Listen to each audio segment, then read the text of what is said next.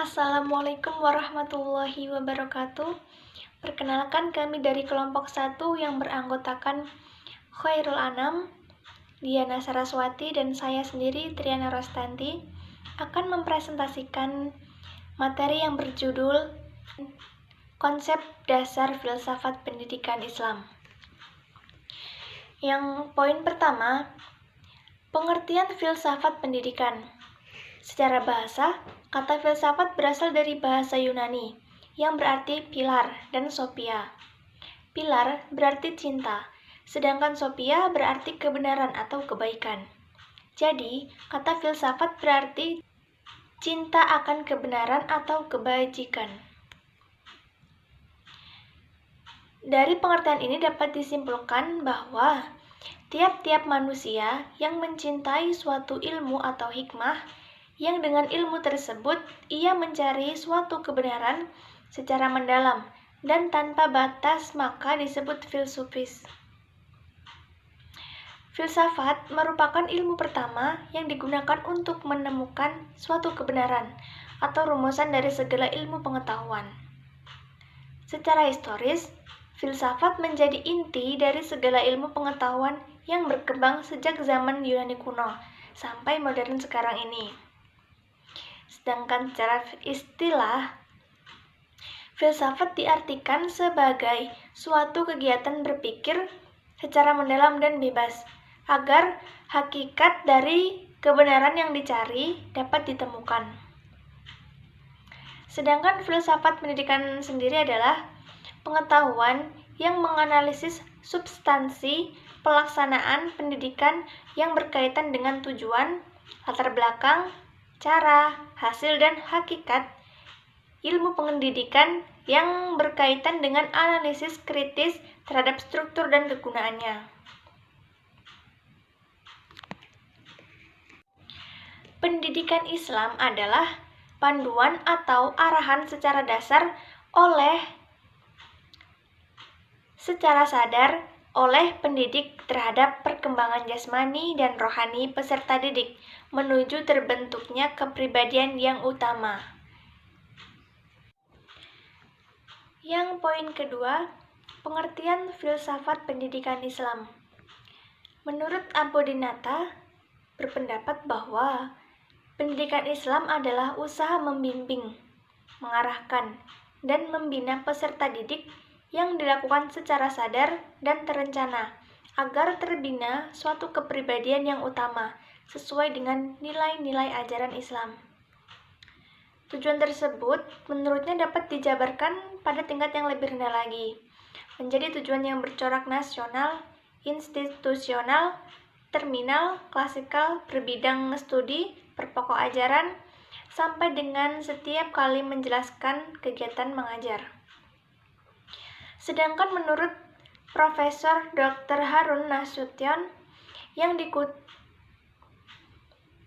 filsafat berasal dari kata Yunani yang tersusun dari dua kata philin dalam arti cinta dan sophos dalam arti hikmah atau wisdom. Nah, dari pengertian secara etimologi itu, ia memberikan definisi filsafat sebagai berikut. Yang pertama, pengetahuan tentang hikmah. Kedua, pengetahuan tentang prinsip dasar-dasar. Yang ketiga, mencari kebenaran. 4. Membahas dasar-dasar dari apa yang dibahas. Dengan demikian, ia berpendapat bahwa intisari filsafat adalah berpikir menurut tata tertib, logika, dengan bebas, tidak terkait pada tradisi, dogma, serta agama, dan dengan sedalam-dalamnya sehingga sampai ke dasar-dasar persoalannya. Islam adalah usaha membimbing, mengarahkan, dan membina peserta didik yang dilakukan secara sadar dan terencana agar terbina suatu kepribadian yang utama sesuai dengan nilai-nilai ajaran Islam.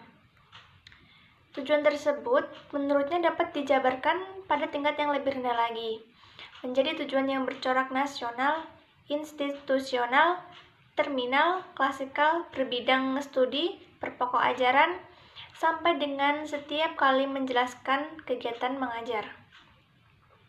Sedangkan menurut Profesor Dr. Harun Nasution yang filsafat berasal dari kata Yunani yang tersusun dari dua kata philin dalam arti cinta dan sophos dalam arti hikmah atau wisdom. Nah, dari pengertian secara etimologi itu, ia memberikan definisi filsafat sebagai berikut. Yang pertama, pengetahuan tentang hikmah. Kedua, pengetahuan tentang prinsip dasar-dasar. Yang ketiga, mencari kebenaran. 4. Membahas dasar-dasar dari apa yang dibahas. Dengan demikian, ia berpendapat bahwa intisari filsafat adalah berpikir menurut tata tertib, logika, dengan bebas, tidak terkait pada tradisi, dogma, serta agama, dan dengan sedalam-dalamnya sehingga sampai ke dasar-dasar persoalannya.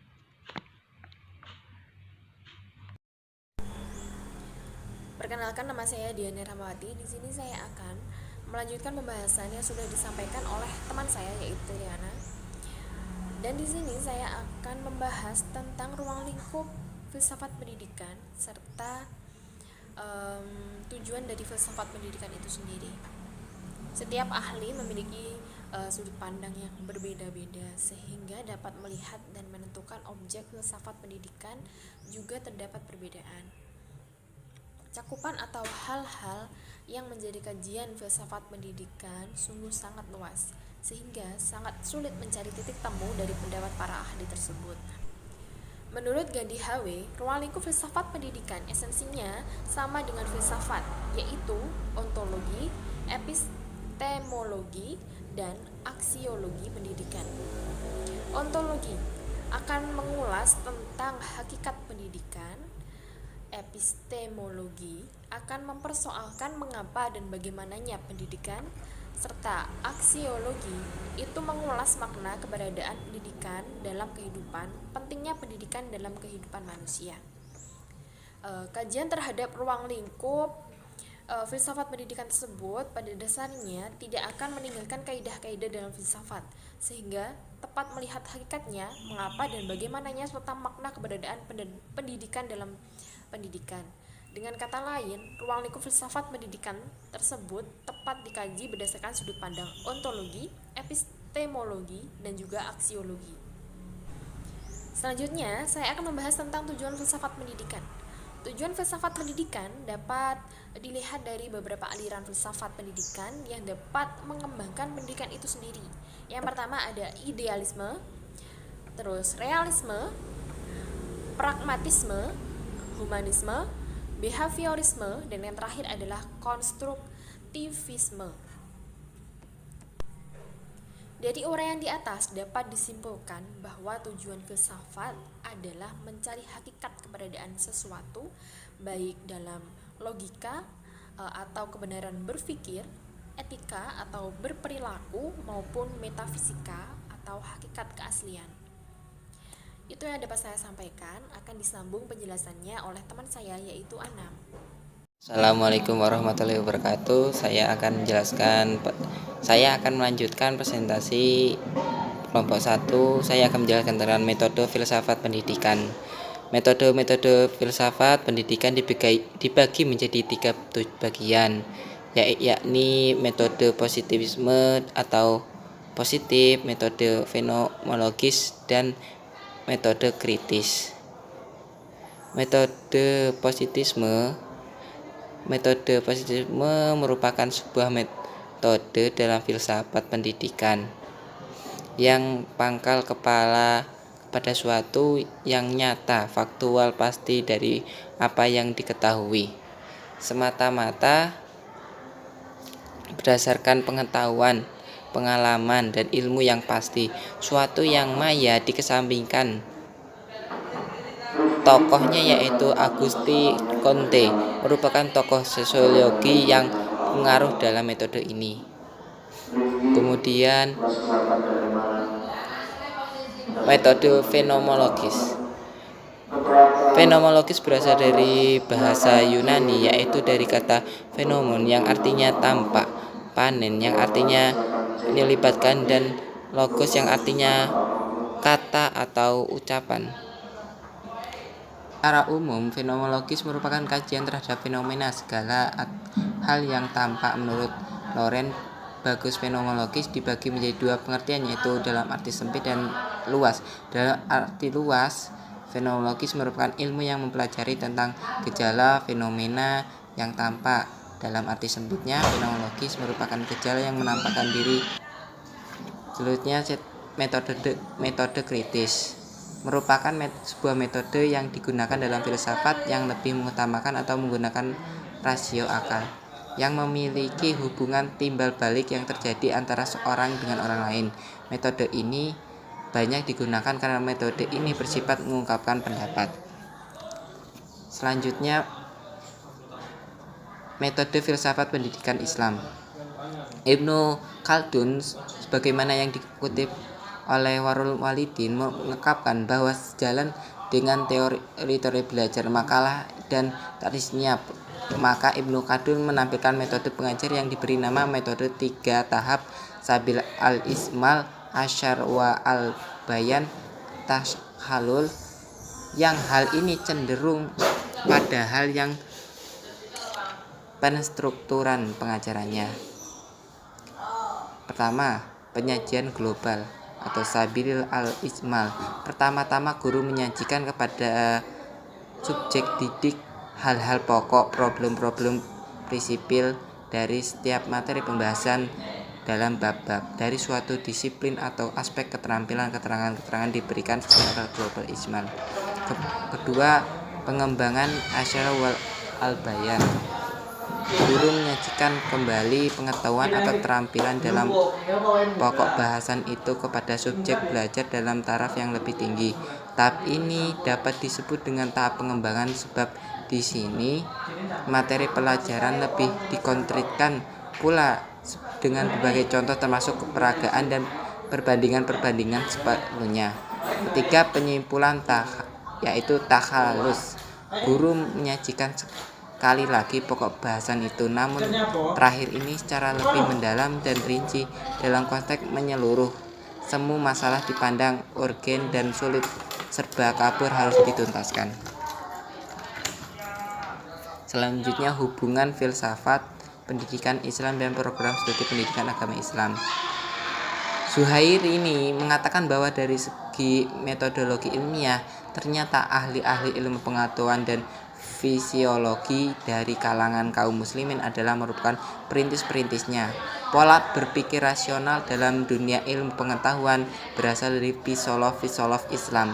Tokoh filosof muslim seperti Al-Farabi, Ibnu Sina, Ibnu Rushd, Al-Kindi, dan lainnya merupakan sebagian filosof dan ilmuwan muslim yang menjadi pioner pengetahuan dalam bidang ilmu empiris pada saat itu. Walaupun tidak secara eksplisit, filsafat Islam mempengaruhi terhadap pembentukan ilmu-ilmu kependidikan. Akan tetapi dapat dikatakan bahwa filsafat Islam dapat dijadikan landasan bagi pendidikan baik teoritis walaupun praktis. Tidak dipungkiri pemikiran para filosof muslim sedikit banyaknya memiliki kontribusi besar terhadap pendidikan Islam, baik teoritis maupun praktis, baik mengenai tujuan-tujuan guru, metode belajar, cara memperlakukan murid-murid, kewajiban guru atau guru beserta murid. Sekian presentasi dari kelompok saya, mohon maaf banyak kesalahannya. Ihdinas syiratal mustaqim. Wassalamualaikum.